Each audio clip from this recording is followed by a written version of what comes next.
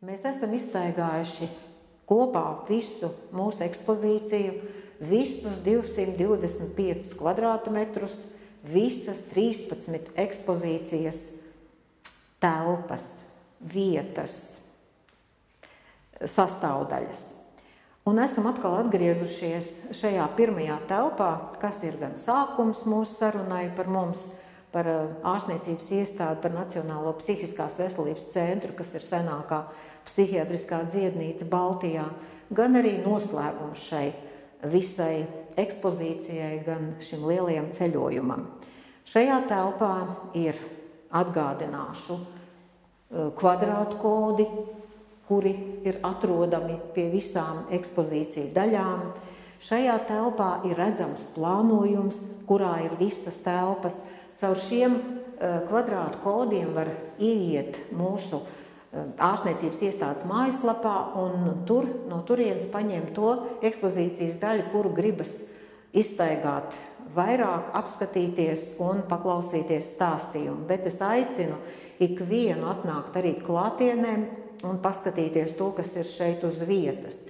Protams, ka ne visu var izstāstīt, daudz, kas ir rakstīts šajās informācijās, kas ir telpās pie sienām, bet es gribētu jums pievērst uzmanību šai grāmatai. Grāmatai dots nosaukums Sašķelto dvēseli patvērums. Kāpēc šāds nosaukums? Likās, ka tas spēj savilkt kopā visas tās izmaiņas, tos periodus, tos laikus, kādi ir piedzīvojuši ārstniecības iestāde. Psihiatrijas nosaukums ir atvasināts no vārda psihe, kas no grieķu valodas nozīmē dvēsele. Sašķelta dvēsele, kad šādu mēs sakām, šādu lietojam apzīmējumu, ir skaidrs, ka darīšana ir ar dvēseli, kas jūtās slikti. Tātad sašķelta dvēsele. Un veidojot šo stāstu par mums, kā par patvērumu, veidojot šo stāstu un mēģinot jums veidot arī iespēju par to, kā sabiedrībai jākļūst tolerantākai, atvērtākai, iecietīgākai.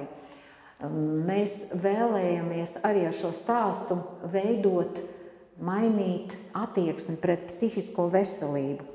Un ceram, ka ienākot pie mums, redzot to ekspozīciju, kas ir šeit, paskatoties to, kas ir mūsu mājaslapā, izlasot to, kas ir šajā grāmatā, no šejienes jūs iziesiet zinošāki, iecietīgāki, ar citām sajūtām, vēl apskatot mūsu teritoriju.